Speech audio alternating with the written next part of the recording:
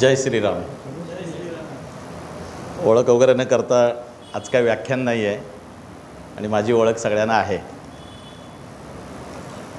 समारोप करणारा म्हणून आता प्रसिद्ध झालो आहे, काय हरकत नाही.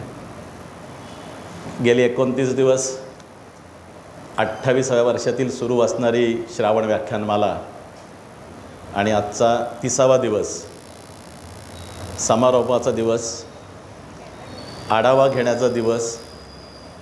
थोडक्यात म्हणजे वर्षभर अभ्यास केला आहे आणि आता परीक्षा आले तर उजळणी. झालेल्या 30-29 व्याख्यानांची थोडीशी उजळणी आणि सगळ्यांचे आभार मानणे, असा हा कार्यक्रम आपला. आजचा दिवस, आजचं दिनविशेष जर सांगायचं झालं तर आज भारतीय अंतराळ दिन आहे. चांद्रयान 3 मोहिमेमधलं जे यान आहे ते प्रज्ञान रोव्हरने पृथ्वीच्या आपल्या चंद्राच्या दक्षिण ध्रुवावर यशस्वीरित्या उतरवलं आणि मोहीम यशस्वी झाली. 14 जुलै 2023ला प्रक्षेपण झालं होतं सतीश धवन सेंटरमधून आणि 23 ऑगस्ट 2023ला त्याचं यशस्वी उतरणं त्या ठिकाणी झालं आणि त्या ठिकाणाला नाव दिलं शिवशक्ती पॉईंट. म्हणजे आपल्या भारताला प्राचीन परंपरा आहे, त्या परंपरेवर अनेक व्याख्यानंही आपण ऐकलीत. त्यामुळे त्या ज्या मोहिमेची जी थीम होती ती खूप चांगली आहे, ती थोडीशी सांगतो. त्याची थीम अशी होती की आधुनिकतेला प्रेरणा देणारी प्राचीन ज्ञान प्रणाली हजारो वर्षापासून अखंड आहे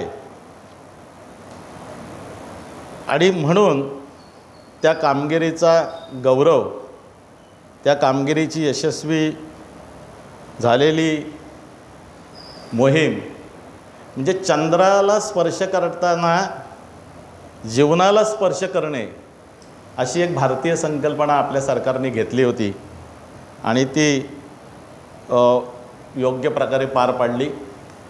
ज्या आर्यभट्टांपासून सुरू झालेला प्रवास भारताचा चांद्र मोहिमेपर्यंत जाऊन पोचला. अवकाशामध्ये ह्या वर्षी पण आपण अवकाशयात्री पाठवला, यशस्वी झाला. आपल्या अनेक वक्त्यांनी केलेल्या व्याख्यानामधून पण आपल्याला आपल्या देशाच्या गौरवशाली परंपरेची, आपल्या देशाच्या झालेल्या प्रचंड विकासाची आणि होत असलेल्या आधुनिक गोष्टींची कल्पना आली. त्याचबरोबर कोणती काळजी घ्यायची, जीवनामध्ये वागताना नेमकं कशा प्रकारे आपलं आचरण ठेवायचं, म्हणजे अगदी आहारापासून विहारापर्यंत, विचारांपर्यंत या सगळ्याचं आदानप्रदान या 29 दिवसाच्या व्याख्यानामधून झालेलं आहे असं मला वाटतं. चांगला वक्ता होण्यासाठी पहिली गोष्ट म्हणजे चांगलं ऐकता आलं पाहिजे. ऐकणं म्हणजे टी व्हीवरचं ऐकणं, मोबाईलवरचं ऐकणं नाही, तर प्रत्यक्ष मी बोलतो आहे आणि तुम्ही ऐकताय आणि तुमचा मला प्रतिसाद मिळतो आहे असं ऐकणं अभिप्रेत आहे. आणि हे ऐकण्यासाठी फार शक्ती असावी लागते. म्हणून गेली 29 दिवस या ठिकाणी तुम्ही सगळे उपस्थित आहात, तर फार सहनशक्ती ठेवून तुम्ही ऐकलत. इथे मी काय मूल्यमापन करण्यासाठी बसलो नाही, कुणी कसं व्याख्यान केलं किंवा नंबरही काढायचे नाही आहेत. निबंध स्पर्धेमध्ये किंवा वाक स्पर्धेमध्ये नंबर काढतो आम्ही शाळेमध्ये, पण विषय एकच दिलेला असतो. एकाच विषयावर वक्ते बोलतात आणि त्याच्यात चांगले 3 कोण बोलले म्हणून पहिला, दुसरा, तिसरा नंबर काढतो. इथे 29 दिवस 29 विषय आहेत. त्यामुळे प्रत्येक वक्त्यांनी आपलं जे या ठिकाणी व्याख्यान आहे, आपला जो विषय आहे तो त्यांच्या अभ्यासपूर्ण शैलीमध्ये, त्यांना तो विषय जसा भावला, त्यांना ज्या पद्धतीने त्या विषयाची माहिती मिळाली, किंवा वक्ता काय असतो की त्याला एखादी गोष्ट वाटते ती तो मांडत असतो. जे आपल्याला ती गोष्ट कदाचित आपण वेगळ्या दृष्टीने बघू, पण व्याख्याता ती गोष्ट वेगळ्या पद्धतीने मांडू शकतो. म्हणून 29 दिवसाची सर्वप्रथमच सांगतो की सगळी व्याख्यानं उत्तम झालेली आहेत. दरवर्षी नवीन वक्ते येतात, नवीन वक्ते शोधले जातात आणि प्रत्येक वर्षी गेल्या वर्षी जे वक्ते आहेत त्याच्यापेक्षा अधिक संख्येने नवीन वक्ते असतात. म्हणजे तेच आपल्याकडे पुन्हा त्याची पुनरावृत्ती होत नाही. काही ठराविक वक्ते जे आहेत ते परत येतात, पण जास्तीत जास्त नवीन वक्त्यांना संधी देणं, कारण ह्या व्याख्यानमालेचं पहिलं उद्दिष्ट होतं की व्याख्याते तयार करणं, आणि मला वाटतं आता व्याख्याते बऱ्यापैकी तयार झालेले आहेत. तर व्याख्यानमाला पूर्णपणे यशस्वी झालेली आहे. आपण अगदी थोडक्यात त्याचा आढावा घेऊ की पहिल्या व्याख्यानापासून, म्हणजे थोडीशी उजळणी एक 5-10 मिनटामध्ये, आणि कॉफी येईल तोपर्यंत सगळं आटपेल, काय काळजी करू नका, आणि तुमच्या मग प्रतिक्रिया घेऊ.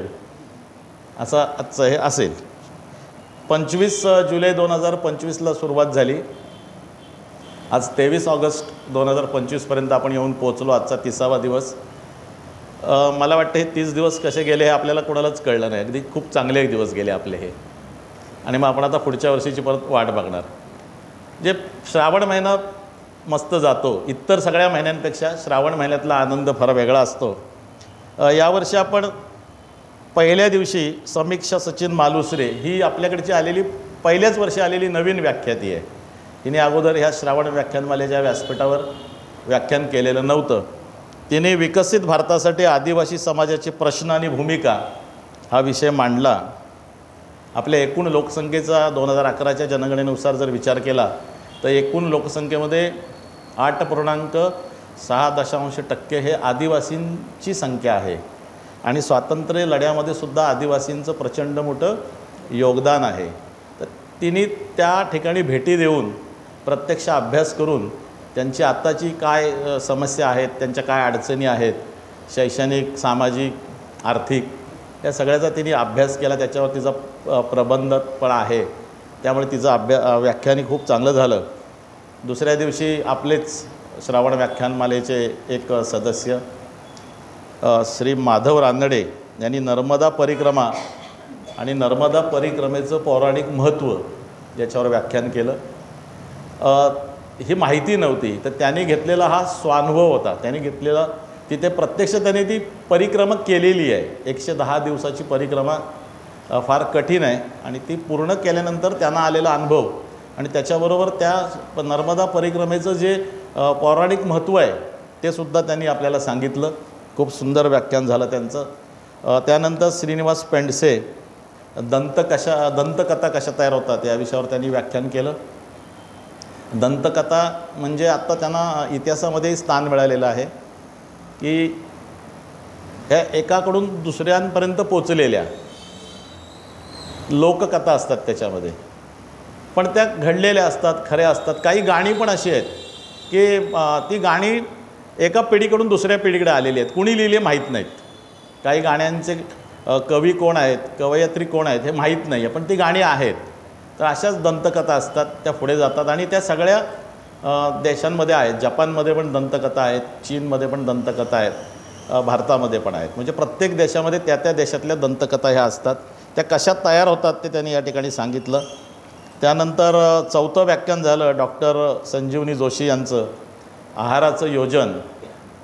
फार गरजेचं आहे आहाराचं योजन करणं. म्हणजे स्थूलपणा फार भारतीय लोकांमध्ये वाढतो आहे, एकूणच जगभरामध्ये वाढतो आहे. फास्ट फूडचा जमाना आहे, इन्स्टंट सगळं मिळतं आहे. तर ते आहार योजन कसं पाहिजे हे त्यांनी मांडलं.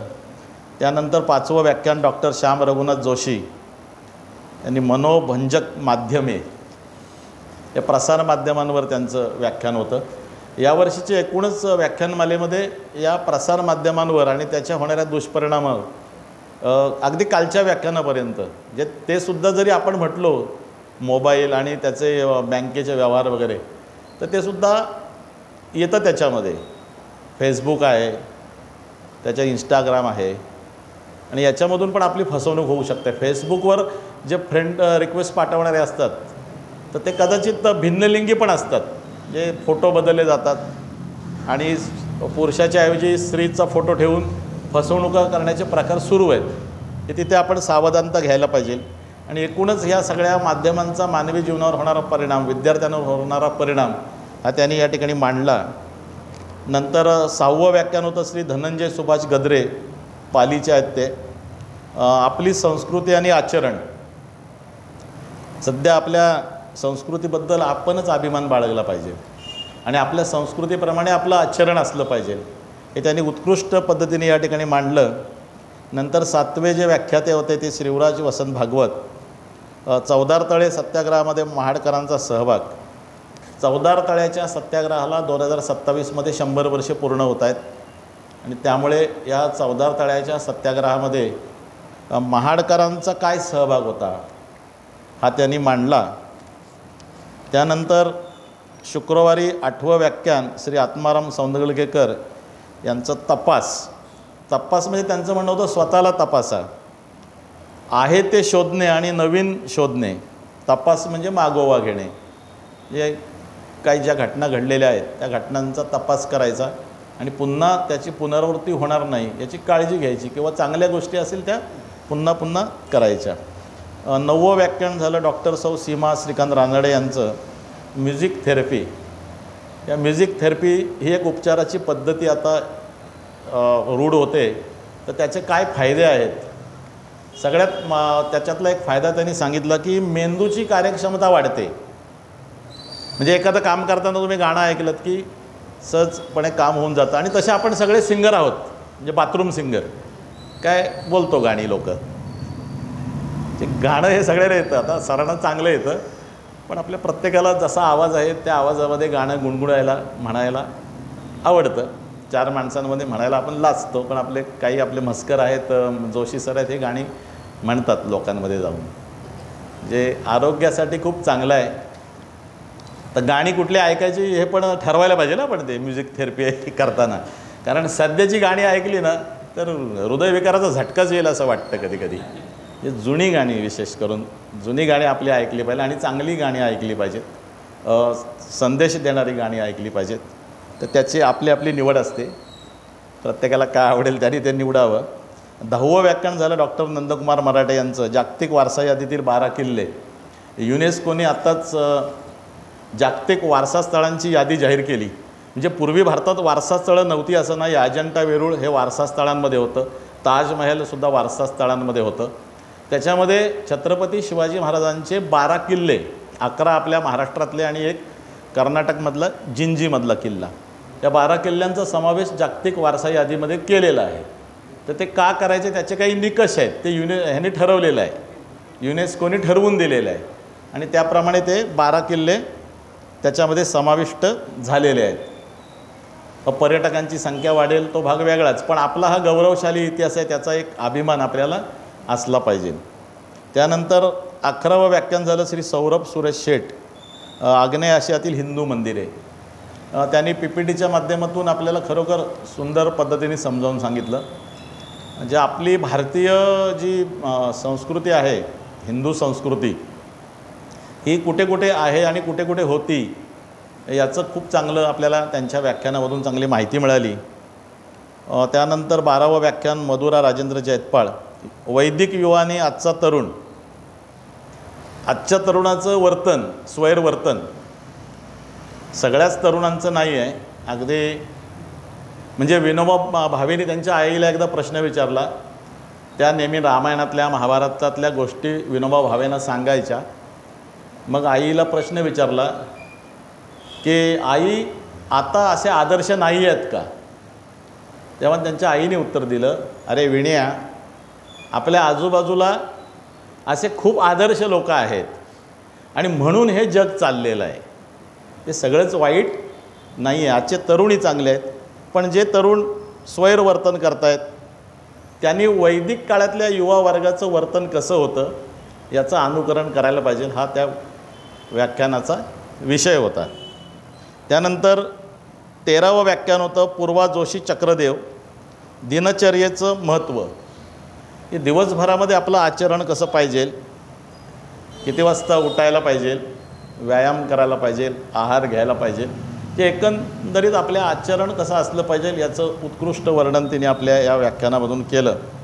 आणि गुरुवारी 14वं व्याख्यान विजय विष्णू जोशी, हे नवीन व्याख्याते होते आपल्याकडे, यावर्षीच आले होते. आठवणीतील गाण्यांचा शोध आणि बोध. हे गाण्यांमधून पण बोध मिळतो हे त्यांनी सांगितलं आणि खूप चांगलं व्याख्यान झालं त्यांचंसुद्धा. जे गाणी नुसती ऐकण्यासाठी नाहीत, तर त्याच्यामधून आपल्याला जसं एखाद्या बोधकथेमधून बोध मिळतो, कथा छोटीशी असते, बोध मिळतो, तसं गाण्यांमधून सुद्धा बोध घेता येतो. 15वं व्याख्यान झालं ॲडव्होकेट सौ दीपाली अजीव सुतार, देहस्थ गुरु. देहस्थ गुरु हा सामान्य माणसासाठी फार गरजेचा आहे. हे त्यांनी उदाहरणाद्वारे आपल्याला मांडलेलं आहे की आपल्या अंतःकरणामध्ये असणाराच जो परमात्मा आहे त्यालाच जागृत करून त्यालाच आपला गुरु करायचं आणि मग आपलं आयुष्य सगळं सुंदर होईल, असा त्यांचा विषय होता. त्यासुद्धा आपल्याकडे पहिल्यांदाच व्याख्यानासाठी आल्या होत्या. शनिवारी 16वं व्याख्यान झालं 9 ऑगस्टला, स्वर्धा चंद्रशेखर फडणीस, अज्ञात सावरकर. सावरकरांच्या काही ज्या गोष्टी आहेत ज्या आपल्याला माहीत नव्हत्या, त्या गोष्टींचा उलगडा, तो इतिहास त्यांच्या बालपणापासूनचा मांडण्याचा प्रयत्न, खूप सुंदर व्याख्यान झालं. त्यानंतर 17 तारखेला चंद्रशेखर फडणीस यांचं व्याख्यान होतं, गीत नवे गाईन मी. जीवनामध्ये सकारात्मकता ठेवून कसं जगायचं. कारण काय, नैराश्य निर्माण करणारी माणसाने, नैराश्य निर्माण करणारं वातावरण आता आपल्या आजूबाजूला असतं. काही लोक तर असे असतात त्यांच्याकडे कधी बोलू पण नाही, कारण प्रत्येक गोष्टीत त्यांच्या नकारात्मक भरलेली असते. तर श्रावण व्याख्यानमध्ये लोक येत नाहीत, मग कशाला काय एवढी चालू ठेवायची, अशी पण माणसं आहेत. चालते बरोबर, काही समस्या नाही. तर अशा लोकांपासून दूर राहायचं आणि जीवनाचं नवीन गीत गायचं, असा सुंदर विषय होता. त्यानंतर 18वं व्याख्यान डॉक्टर आशिष संजय जैतपाळ यांचं झालं, आजच्या काळातील प्रश्नांची उत्तरे प्राचीन भारतीय तत्त्वज्ञानातून. हे सुद्धा पहिल्यांदाच आले होते, आमचे चिरंजीव आहे आशिष जैतपाळ. तर त्यांनीसुद्धा प्राचीन भारतीय तत्त्वज्ञान आजच्या काळामध्ये कसं उपयुक्त आहे हे त्यांनी मांडलं. त्यानंतर 19वं व्याख्यान होतं श्री सुरेश गोखले यांचं, विष्णुबुवा ब्रह्मचारी. आपल्या रायगड जिल्ह्यामध्ये अनेक महान संत, साहित्यिक, मोठी माणसं जन्माला आलीत, इतिहासामधली जगप्रसिद्ध माणसं जन्माला आलीत, पण आपल्याला विष्णुबुवा ब्रह्मचारी आपल्याला माहीत नव्हते. त्याची माहिती म्हणजे 200 वर्षापूर्वी जन्माला आलेले विष्णुबुवा ब्रह्मचारी, त्यांच्या जीवनाचं जीवनपट, त्यांचं कार्य आपल्यासमोर त्यांनी ठेवलं. 20वं व्याख्यान श्रीमती अलकाताई घाटणेकर मॅडम यांचं झालं. त्या ठिकाणी बदल झाला तो आपल्या ह्या वर्षीच्या व्याख्यानामध्ये. हा पहिला बदल होता. विनायक गंधेंचं व्याख्यान होतं, पण ते आजारी असल्यामुळे आले नाहीत. आणि मग ऐन वेळेला मन हा मोगरा या विषयावर घाटणेकर मॅडमनी व्याख्यान केलं. न दिसणारा जो शरीरामधला भाग आहे, अवयव आहे म्हणा, काही नाही त्याला नाव देता येणार, ते आहे मन. आणि मनाची चंचलता किती असते, मन किती स्वैर असतं हे त्यांनी मांडलं. आणि ज्याला मनाची एकाग्रता निर्माण करता येते तो परमात्म्याच्या चरणी लीन होतो आणि त्याच्या जीवनाचा मोगरा होतो. अशा प्रकारचा सुंदर विषय त्यांनी मांडला. त्यानंतर 21वं व्याख्यान स्नेहल मिस्त्री रत्नागिरीमधून आल्या होत्या, बालक पालक. या बालकांचं वर्तन, शिक्षण पद्धती, कुटुंब व्यवस्था. बालकांच्या वर्तनाला बऱ्याचशा प्रमाणात अगदी पालक जबाबदार असतात. तर पालक म्हणजे नुसते केवळ घरातले आई वडील म्हणून नाही, तर मग शिक्षक पण त्याच्यात येतात, समाजातले त्यांचे नातेवाईक पण येतात. सगळ्यांच्या वर्तनाचा त्या मुलांवर परिणाम होत असतो आणि मुलं मोठ्यांचं अनुकरण करतात. सरांचा जसा शर्ट आहे तसा आपलं पण असावं या शिक्षकांना मुलांना वाटतं. जे सरांनी फॅशन केली तर ती त्या फॅशनचं मुलं अनुकरण करतात, हा माझा अनुभव आहे. जे मोठे करतात ते योग्यच आहे असं लहान मुलांना वाटत असतं आणि त्याचं अनुकरण ते करतात, म्हणून पालकांची जबाबदारी वाढते. अपूर्वा शहाणे जोशी यांनी विग्ध नाटककार भास, संस्कृतमधले प्रसिद्ध कवी, प्रसिद्ध नाटककार, ज्यांनी 13 नाटकं लिहिली संस्कृतमध्ये आणि ज्यांना आपण खलनायक संबोधलो रामायणामध्ये, महाभारतामध्ये, त्या खलनायकांची एक दुसरी बाजू ह्या नाटकांच्या माध्यमातून त्यांनी मांडली. त्या नाटककार भास यांचं चरित्र आपल्यासमोर त्यांनी उलगडून दाखवलं. त्यानंतर 23वं व्याख्यान झालं गौरी घाटणेकर, भेटी लागे जीवा.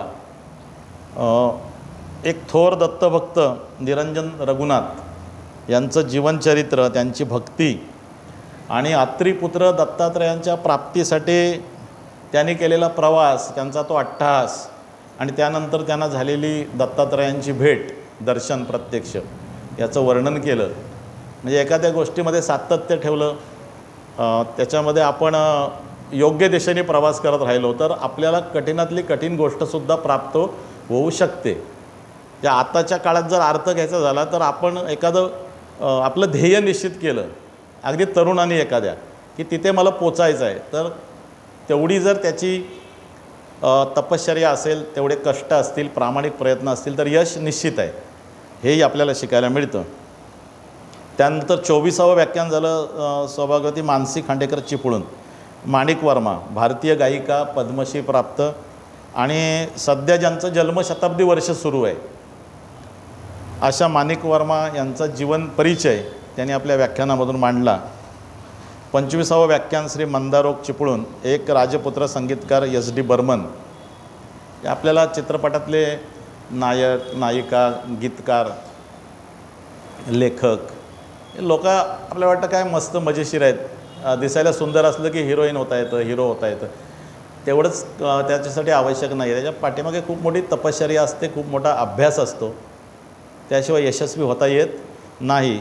तर एक राजपुत्र संगीतकार SD बर्मन यांच्याही जीवनामध्ये आलेल्या अडचणी, त्यांच्या पूर्ण करिअरमध्ये आलेला चढउतार हा त्यांनी आपल्यासमोर मांडला. त्यानंतर 26वं व्याख्यान होतं डॉक्टर प्रज्ञा अजय जोगळेकर यांचं, छोटा पॅकेज बडा धमाका. जे छोट्या छोट्या गोष्टी आहेत पण त्याच्यातून फार मोठ्या गोष्टी साध्य होतात. म्हणजे अगदी गुगल पेपासून त्यांनी उदाहरण आपल्याला दिलं की गुगल पेमध्ये छोट्या छोट्या गोष्टी आहेत, ज्या आपल्याला करायला लागणाऱ्या गोष्टी छोट्या आहेत, पण त्याच्या पाठीमागची यंत्रणा जी शासनाला उभी करायला लागले किंवा एकंदरीतच त्या यंत्रणेला उभी करायला लागली ती मोठी आहे, पण आपल्यासाठी छोटी गोष्ट आहे, हे त्यांनी मांडलं त्याच्यामधून. आणि नंतर 27वं व्याख्यान झालं श्रीयुत प्रभाकर रघुनाथ भुसकुटे गुरुजी यांचं, यांनी घडवले महाड. तर गुरुजींचं महाडवर असणारं विशेष प्रेम, आणि त्यांनी आत्तापर्यंत जी व्याख्यानं केली ती महाडला वगळून कधी केली नाहीत. जे गुरुजी हे महाडचीच बाजू मांडत असतात, आणि महाडला जी ओळख आहे ती गुरुजींच्या साहित्यामुळे सुद्धा प्राप्त झालेली आहे. यांनी घडवले महाडमध्ये जे 35 आहेत त्याच्यामध्ये गुरुजी ती जी यादी आहे त्याच्यात तुमचंही नाव एक वाढवायला लागेल आहे, वाढेल तुमचं नाव त्याच्यामध्ये. त्यानंतर सुषमा दातार जोशी, इथेही बदल झाला, वक्ते आले नाहीत, शास्त्री. तर त्यांनीसुद्धा ऐन वेळेला मॅडमने अहिल्याबाई होळकरांचं जीवनचरित्र आपल्यासमोर खूप उत्कृष्टरित्या मांडलं. त्यानंतर कालचं शेवटचं व्याख्यान Santosh Jadhav, cyber crime, digital awareness किंवा डिजिटल अरेस्ट याच्यावर मांडलं. असं डिजिटल अरेस्ट वगैरे काय नसतं. पहिली एकच गोष्ट मला पटते माझ्या मनाला, मी जर काही अपराध केला नाही, मी काही चुकीचं वागलो नाही, तर मला असे मेसेज आले तर घाबरायचं कारणच काय की तुम्हाला अटक होणार आहे. अटक कशाला हवी? विनाकारण काय सरकारला वेळ लागले कोणाला अटक करायला? आपण जर चुकीचं वागलो असेल तर भीती नक्कीच कायद्याची बाळगली पाहिजे, पण आपण अजिबात चुकलो नसेल तर कायद्याची भीती बाळगण्याचं अजिबात कोणत्याही प्रकारचं कारण नाही आहे. काल व्याख्यान झालं आणि आजच ह्याचा अनुभव आला, तो तुम्हाला सांगणं गरजेचं आहे. की मगाशी मी माझ्या मित्रावर बसलो होतो, त्याच्या घरून त्याच्या मिसेसचा फोन आला आणि तिने सांगितलं की एका व्यक्तीचा फोन आला, यादव म्हणून, तो म्हणतो आहे मी यादव आहे, तुमच्या अकाउंटला मला 12,000 पाठवायचे होते पण चुकून 20,000 रुपये सेंड झालेत गुगल पेला, आणि ते समोर दिसतात, आपल्या मोबाईलच्या वरच्या ह्याच्यावर दिसतात स्क्रीनवर, पण प्रत्यक्ष आपल्या अकाउंटला गेलेले नसतात. तर तुम्ही एक काम करा, ते मला रिटर्न करा, माझा नंबर मी तुम्हाला सांगतो. घाई गडबडीमध्ये पटकन करणार, आणि तिच्या नवऱ्याचं नावही त्यांनी सांगितलं. आणि नंतर आम्ही तो ट्रू कॉलर नंबर बघितला, तो शर्मा नावाच्या माणसाचा राजस्थानमधला नंबर होता, आणि पुन्हा तो नंबर बंद झाला. जे घाई गडबडीमध्ये आपल्या नवऱ्याचं नाव सांगतोय, परत 20,000 रुपये आलेले दिसत आहेत, your account credit by 20,000 message दिसतोय, मग पटकन एखादा सेंड करेल. मग तसं काय करण्याची गरज नाही, पहिले आपल्या खात्यावर जमा झालेत काय बघू, आणि एवढे त्याला पाठवायचं काय कारण आहे हा पण विचार करू, आणि नवऱ्याचा मित्र असेल तर आल्यावर नवराच पाठवेल, ही काळजी एवढी घेतली तरी भरपूर आहे. तर त्यांचंही व्याख्यान खूप चांगलं झालं. त्यांना इथे त्यांच्या पोलिसी गणवेशातच यावं लागलं, कारण पोलिसांच्या समोर खूप कामं आहेत त्याच्यामध्ये आले. तर अशा प्रकारे ही व्याख्यानं झाली. 26व्या वर्षामध्ये सुद्धा जुने वक्ते आपण 8च घेतले होते आणि 27व्या वर्षामध्ये सुद्धा म्हणजे गेल्या वर्षी ज्यांनी व्याख्यान केले 26व्या वर्षामध्ये ते 8च रिपीट झालेत परत, त्याची पुनरावृत्ती 8च झालेली आहेत. म्हणजे तब्बल 29 वक्ते यावर्षी नवीन आहेत, गेल्या वर्षीचे नाही आहेत. हे वैशिष्ट्यच आहे व्याख्यानमालेचं की एवढे मोठ्या प्रमाणात वक्ते येत आहेत. एकूण व्याख्यानं झालीत 29, त्याच्यामध्ये स्त्रिया 14 आणि पुरुष 15, पण ॲक्च्युअल पुरुष 17 होते यावेळेला आणि स्त्रिया 12 होत्या. पण दोन बदल झाले ती जबाबदारी महिला वर्गानेच उचलली की आम्ही करतो तुम्ही काळजी करू नका, आम्ही आहोत. त्यानंतर 27व्या वर्षातले जे व्याख्याते आहेत ते फक्त 8 रिपीट झालेत, त्याच्यात 4 स्त्रिया 4 पुरुष असं प्रमाण आहे. नवीन जे व्याख्याते आले त्याच्यात पुरुष 13 आहेत आणि स्त्रिया 8 आहेत. पहिल्यांदाच या इथल्या व्यासपीठावर व्याख्यान करणाऱ्यांची संख्या आहे 10, जे पहिल्यांदाच आलेत इथे. स्त्रिया 4 आणि पुरुष 6 आहेत त्याच्यामध्ये. आणि आपले स्थानिक वक्ते होते यावर्षी 14, म्हणजे 50% जवळ आपलं प्रमाण आहे स्थानिक वक्त्यांचं. पुरुष 5 आणि स्त्रिया 9 आहेत स्थानिक वक्त्यांमध्ये आणि झालेले बदल फक्त 2 आहेत. अशा प्रकारे ही व्याख्यानमाला खूप चांगल्या पद्धतीने पार पडलेली आहे. आता माझं आटपलं की तुम्ही तुमच्या प्रतिक्रिया व्यक्त करायच्या आहेत. नेहमीच लोक बोलत असतात की गर्दी कमी असते, लोक येत नाहीत. आलेली लोक चांगली आहेत, ऐकणारी आहेत, दर्दी आहेत. गर्दीपेक्षा दर्दी चांगले. आणि काही उपाय करून माणसं वाढवणं काय गरजेचं नाही. जी जास्त लोक जमतात त्याला जमाव म्हणतात आणि एका विचाराने जमतात त्यांना समाज म्हणतात. जमावाला काय भाषा नसते, अर्थ नसतो, कशासाठी जमले ते त्यांनाही माहीत नसतं. पण एक विचाराने लोक जमतात त्यांना माहीत असतं कशासाठी जमलो आहे ते. त्यामुळे आपण एका विचाराने एकत्र जमलेलो आहोत. किती आहोत ह्याला काही महत्त्व नाही. ही श्रावण व्याख्यान मला यशस्वी करण्यासाठी अनेकांचे हातभार लागलेले आहेत. आयोजक आहेतच, पण त्याच्याबरोबर बाहेरची पण लोकं आहेत. काही कामामुळे त्यांना यायला मिळत नसेल, पण त्यांची शुभेच्छा आपल्याला असतात. त्यामध्ये श्रीराम मंदिर ब्राह्मण समाज चौदारतळे या नासाचे सरपंच, सर्व विश्वस्त ज्यांनी ही जागा आपल्याला उपलब्ध करून दिली. त्यानंतर होप फाउंडेशनच्या अक्षरशिल्प होप फाउंडेशन आणि गौराई क्रिएशनचे श्री नरेंद्र महाडिक यांचं गेल्या अनेक वर्ष आपल्याला या ठिकाणी त्यांचं सहकार्य आपल्याला लाभतं आहे, त्यांनाही धन्यवाद देतो. श्रीराम महिला मंडळ, मुंबई ग्राहक पंचायत संघ, अनेक देणगीदार, त्यांचं आपण कधी नावं वाचत नाही किंवा देणगी सांगत नाही, पण असे अनेक देणगीदार आहेत. त्या सर्वांना धन्यवाद देतो श्रावण व्याख्यानमालेच्या वतीने. आपले 2 व्याख्याते आहेत त्यांनी आपलं मानधन परत केलं आहे, श्री श्याम जोशी आणि सौ स्नेहल कारेकर, आणि त्या दोघांना आपण देणगीच्या पावत्या दिलेल्या आहेत, त्यांनाही धन्यवाद देतो. आपले विनोद शिरशिवकर गेली 29 दिवसांनी आजचा 30वा दिवस या ठिकाणी सेवाभावी वृत्तीने काम करत आहेत. बैठक व्यवस्था आणि ही ध्वनी व्यवस्था ते करतायत आणि सगळे व्याख्यानं ऐकतात. ह्यावर्षी 2 त्यांच्या जरा खाडे झालेत. 28 दिवस आहेत ते, 2 दिवस गेले होते ते. त्यानंतर सुनील मुंडे आणि विजय जोशी हे सगळं मोफत पुन्हा आपल्याला ऐकण्यासाठी अगदी निष्ठेने करतात, प्रेमाने करत आहेत. आणि त्या लिंक विजय जोशी बनवून टाकत आहेत. सगळ्या व्याख्यानाच्या लिंक आलेल्या आहेत आणि मला वाटतं जो दर्जा आहे रेकॉर्डिंगचा तो उत्तम आहे. छान झालेल्या आहेत सगळ्या लिंक, कारण जे ऐकत आहेत त्यांच्या प्रतिक्रिया येत आहेत, त्यांनाही धन्यवाद देतो. ते आपलेच आहेत. आणि सगळ्यात म्हणजे ही व्याख्यान मला यशस्वी करण्यासाठी सर्व श्रोते, त्या श्रोत्यांनाही धन्यवाद. आणि जे वक्ते आपली स्वतःची कामं बाजूला ठेवून वेळात वेळ काढून, काही तर खूप लांबूनही आलेले वक्ते आहेत, त्या सगळ्या वक्त्यांनाही धन्यवाद देतो. आणि पुढच्या वर्षी 2026मध्ये 13 ऑगस्टला व्याख्यान मला सुरू होईल आणि ती राहील 11 सप्टेंबरपर्यंत. जे 13 ऑगस्ट पुढच्या वर्षी बहुतेक अधिक महिना आहे का सर, त्यामुळे ज्येष्ठ महिना अधिक असल्यामुळे 13 ऑगस्टला व्याख्यान मला सुरू होईल. तर अशा पद्धतीने ही व्याख्यान मला यशस्वी झालेली आहे. कॉफी आलेली आहे,